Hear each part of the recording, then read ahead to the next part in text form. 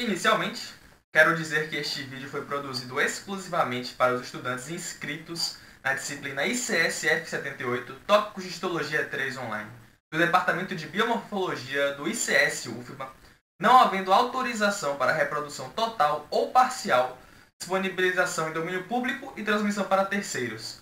Docentes e monitores responsáveis pela elaboração do conteúdo aqui apresentado declaram não haver qualquer conflito de interesse.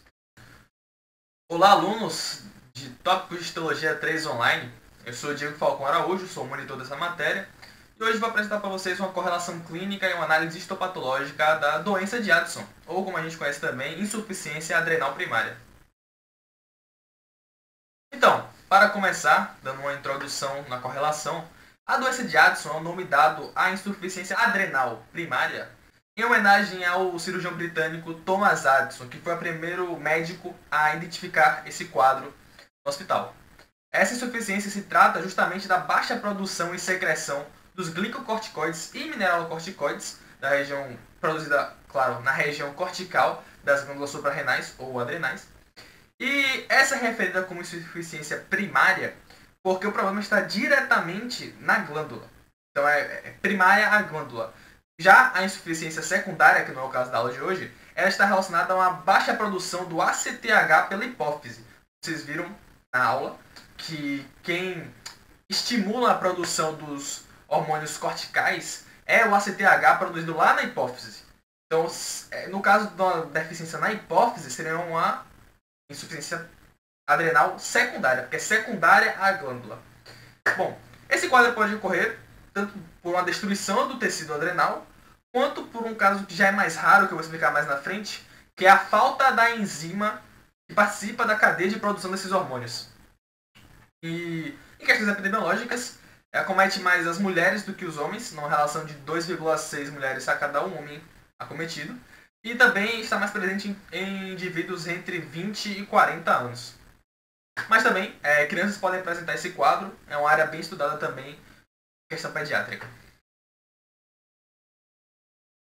Bom, então, como principais sintomas, nós temos hiperpigmentação de pele e mucosas, como podemos ver na imagem aqui da direita, em que ocorre a hiperpigmentação da gengiva, náuseas e vômitos, hipotensão postural, que é uma hipotensão, é uma queda da pressão arterial quando a pessoa fica de pé, quando ela se levanta, fraqueza e fadiga, claro, dor abdominal retroperitoneal e muscular. Essa dor abdominal retroperitoneal ela está ligada com a própria posição dos rins e das adrenais, que fica mais próximo da região posterior do abdômen, ou seja, o paciente vai sentir mais essa dor no dorso, justamente ligado, né, à posição retroperitoneal dos órgãos, e sintomas relacionados ao equilíbrio hidroeletrolítico. Por quê? Vai ocorrer uma alteração do equilíbrio hidroeletrolítico do corpo, em que com essa insuficiência adrenal vai levar a uma hiponatremia. Hiponatremia é a redução do sódio no sangue, a quantidade de sódio no sangue. Hipercalemia, que é o aumento da quantidade de potássio no sangue. E uma hipercalcemia, que é o aumento da quantidade de cálcio no sangue. E os sintomas relacionados a esses aumentos e reduções.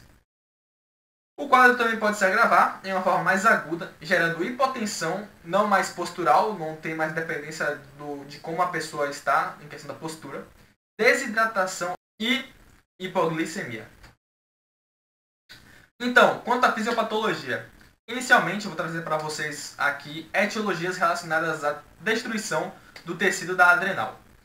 Primariamente temos a adrenalite autoimune, que é uma inflamação relacionada com a reação autoimune que ocorre nesse tecido, que acaba degenerando as células corticais e substituindo progressivamente por tecido fibrótico. E, no final das contas, vai acabar gerando uma atrofia dessa região e uma insuficiência na produção dos hormônios corticais. Também temos aqui, de forma secundária, infecções por fungos e bactérias que se aderem aos tecidos das adrenais e acabam gerando lesão a esse tecido, também posteriormente gerando a queda da produção desses hormônios. E uma terceira causa, que é um pouco mais rara, que é a causa hemorrágica, em que ocorre uma hemorragia bilateral, ou seja, nas adrenais de ambos os lados do corpo. E isso normalmente é resultado de uso de fármacos que têm como efeitos colaterais alterações nessas células, da região cortical, ou também anticoagulantes que têm efeitos colaterais muito altos, muito graves, e vai provocar o rompimento do tecido e acúmulo de sangue no local, como dano a esse órgão, e posteriormente o quadro de insuficiência. Aqui, do lado direito, como vocês podem ver, eu também coloquei o que eu tinha falado antes, de uma etiologia relacionada à falência de produção hormonal, que está ligada à ausência de uma enzima que participa da cadeia de produção dos hormônios corticoides, que é a enzima C21 hidroxilase. Essa condição é muito mais rara, mas também pode acontecer, então estou trazendo aqui para vocês como parte da aula. E está relacionada justamente a essa condição genética em que não é produzida essa enzima e dessa forma interfere na cascata de produção dos hormônios e o hormônio não é produzido de forma suficiente. E aí você tem uma redução desses hormônios na corrente sanguínea.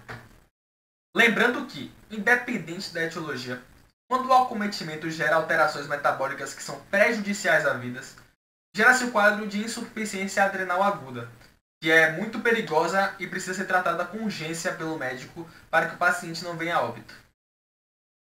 Então, agora vamos passar para a análise histopatológica. Então, para começar a análise histopatológica, vamos ver primeiro, relembrar aqui, uma lâmina de adrenal em sua condição normal. Temos aqui, primeiramente, a região cortical, dividida em suas 3 zonas bem explícitas, e a região medular. Então, vamos relembrar que o córtex da adrenal é formado pela zona glomerulosa, que apresenta células acidófilas com gotas lipídicas, e essas células são responsáveis pela produção de aldosterona. Logo abaixo temos a zona fasciculada, que apresenta células poliédricas com várias gotículas lipídicas e são responsáveis pela produção da cortisona.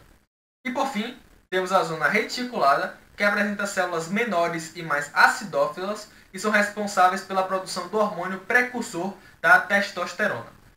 E também, relembrando aqui, nós temos a medula, que é uma região menos acometida pela patologia que estamos estudando hoje, mas que apresenta células cromafins, que são responsáveis pela produção de adrenalina e noradrenalina sob estímulo simpático. Partindo já para a lâmina patológica, podemos começar a análise olhando para a seta verde, que está indicando uma região em que o córtex está normal, ele não está alterado, não houve degeneração tecidual aqui, as regiões estão bem delimitadas, tudo ok.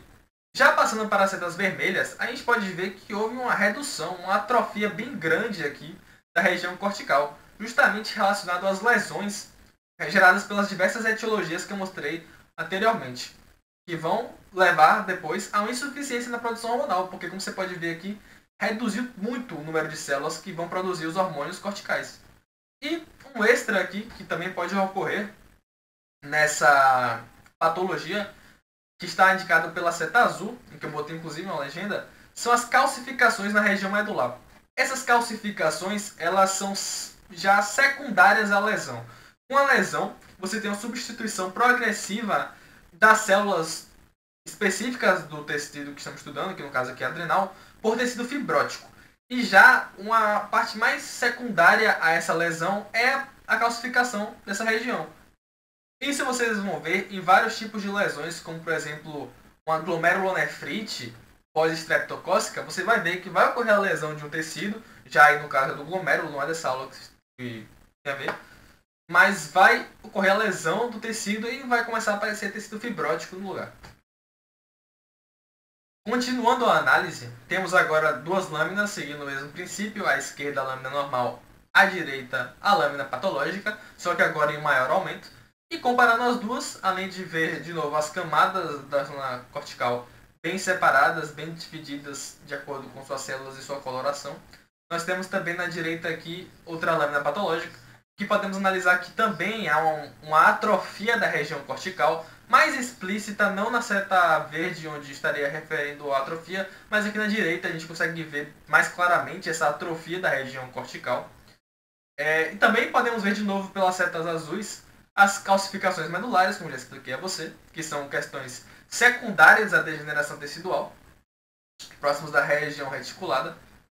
E aqui em vermelho eu trouxe para vocês um outro achado nessa doença de Addison, que é a presença de zonas de fibrose tecidual, justamente relacionado à lesão tecidual, como expliquei no slide anterior. Vai começar a aparecer tecido fibrótico nos locais lesionados. Isso pode aparecer tanto na região medular, próximo à zona reticulada, quanto na zona cortical.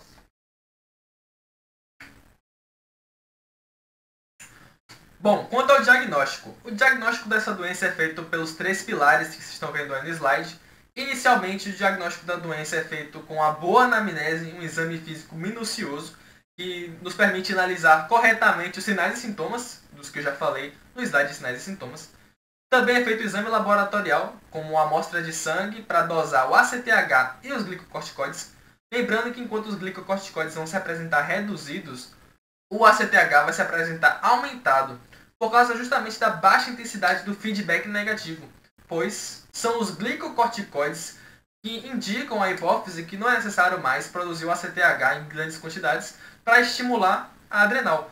Porém, como vai ter uma baixa nos glicocorticoides, a hipófise vai estar a todo momento estimulando a adrenal, porém sem resposta por causa da insuficiência, por causa da lesão na adrenal, a ela produzir esses glicocorticoides. Justamente essa alteração no feedback negativo vai nos mostrar um ACTH elevado.